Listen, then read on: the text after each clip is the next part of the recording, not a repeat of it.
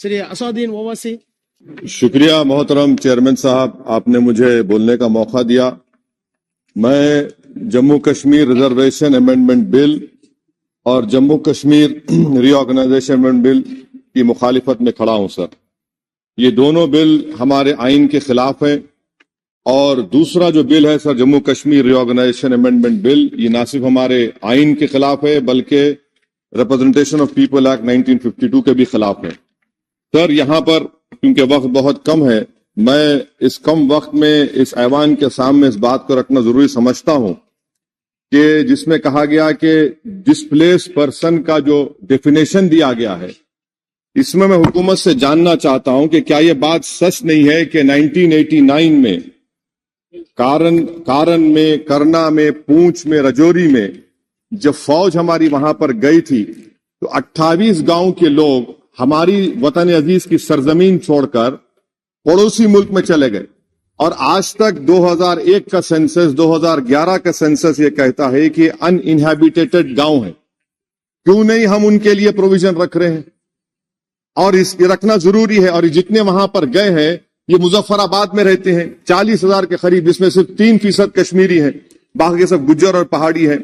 इन्होंने हमारी फौज को जमीन दी और आप उनको भूल रहे हैं और सिर्फ उन्हीं लोगों के लिए प्रोविजन रख रहे हैं जो इनको आप नजरअंदाज कर रहे हैं।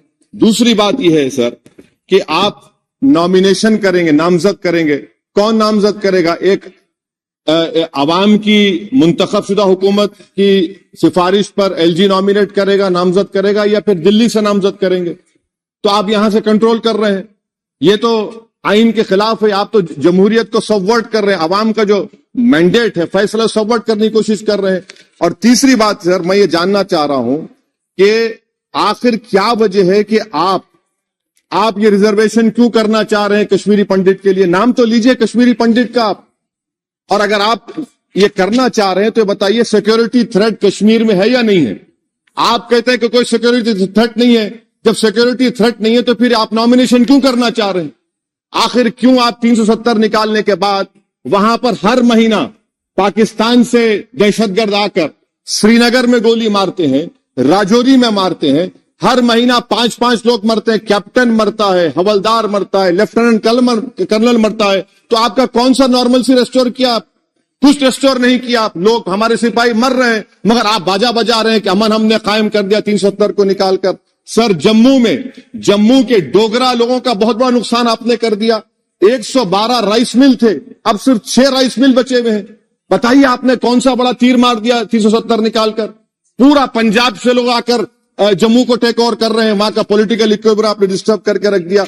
चेंबर ऑफ कॉमर्स के रोज लोग रहे, सेक्रेटेरिएट आप मुंतकिल करते थे अभी विंटर में, पूरा जम्मू की इंडस्ट्री को आपने बर्बाद कर दिया, पूरे होटल खाली हैं।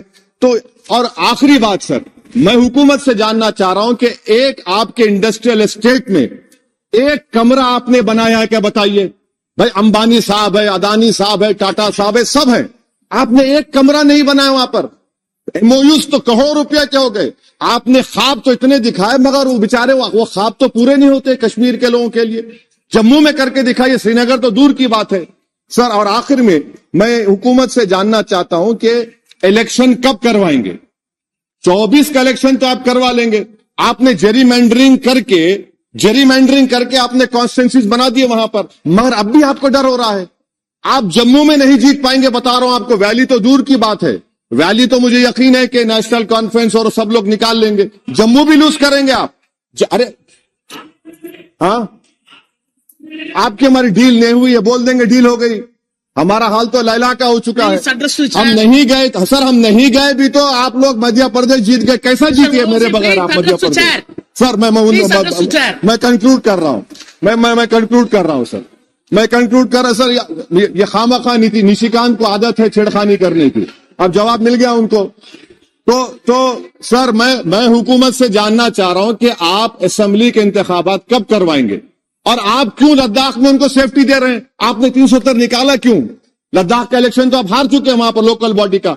तो फौरन आप इंतखाबात करवाइए ताकि वहां पर जमहूरियत बहाल हो सके। कब तक दिल्ली से हुकूमत करेंगे? इसीलिए मैं दोनों बिल की मुखालिफत करता हूं। शुक्रिया सर।